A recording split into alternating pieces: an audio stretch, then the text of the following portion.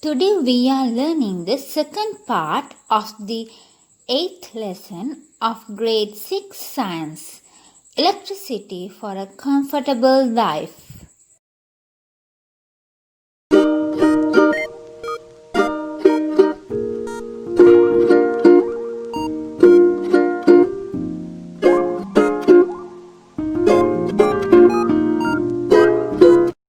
Let's talk about circuits. What are circuits? Have you seen them before?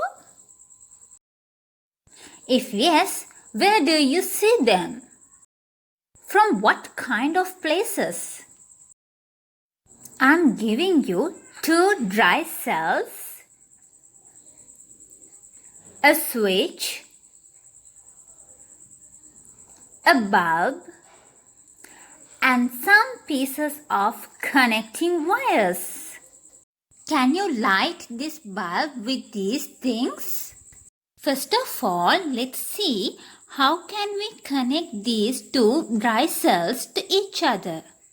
There is a special way to connect these dry cells.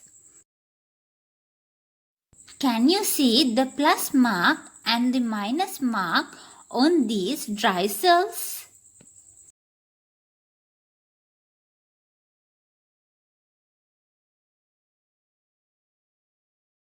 There is a special reason to mark as plus and minus.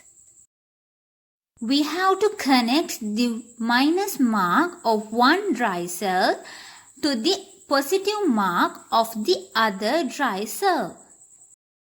Can you remember that I told you that there is a special reason to mark minus and positive on these dry cells? That is because a current always flows from the positive terminal to the negative terminal. If we connect this dry cell this way, or else if we connect it like this, you can see that the current does not flow. Can you remember the lesson about magnets? There we learn how two magnets get attraction and repulsion to each other. Like that, we have to connect the negative terminal of one dry cell to the positive terminal of the other dry cell. In the beginning, I told you to light a bulb with using 2 dry cells, a switch, some connecting wires, and a bulb. Let's see how to do it.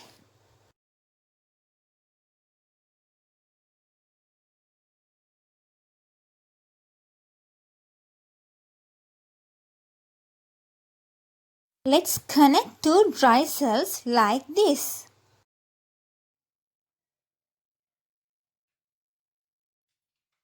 Now the bulb.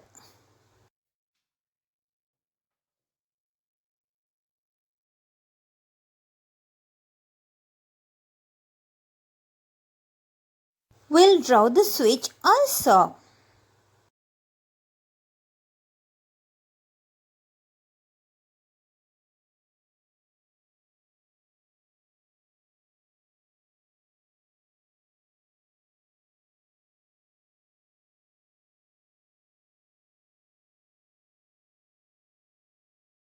Now we connect these things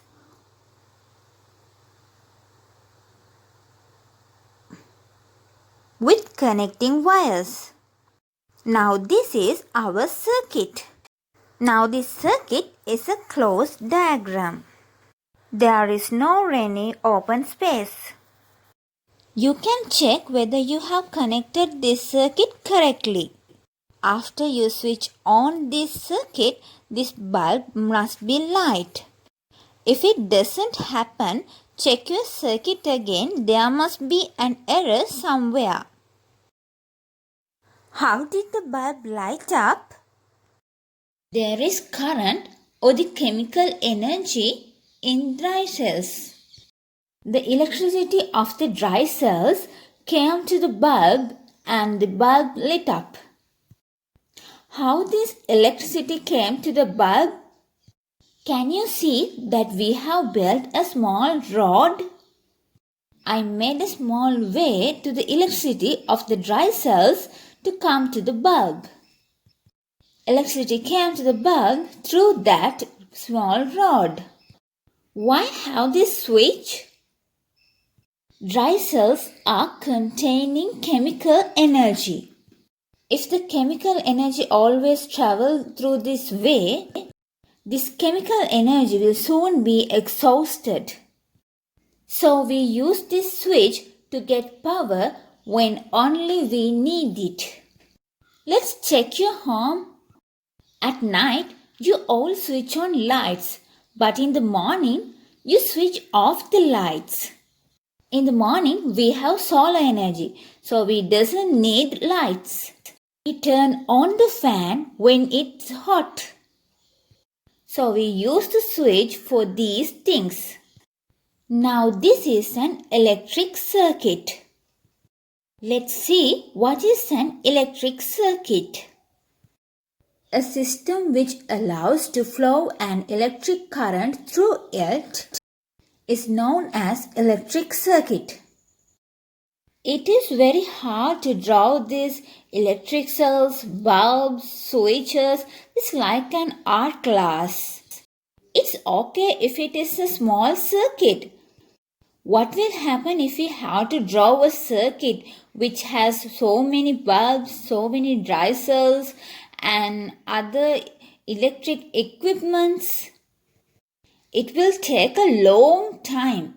So we use symbols for these bulbs, switches and dry cells. To create an electric circuit, we need a bulb, switch, dry cells, connecting wires, ammeters, galvanometers, milliammeters. As it's very hard to draw these things, let's see what are the symbols.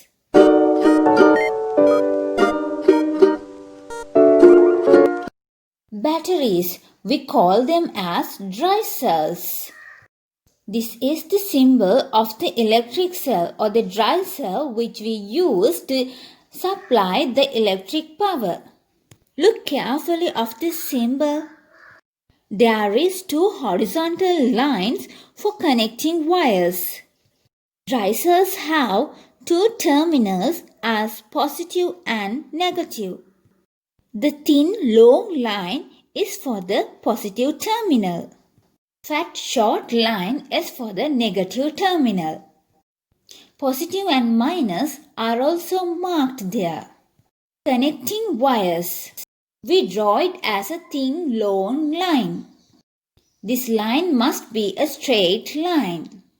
We use these connecting wires to travel electricity from one place to another place. To break the connection when necessary, we use this switch. This is the symbol of the switch. This is an open switch.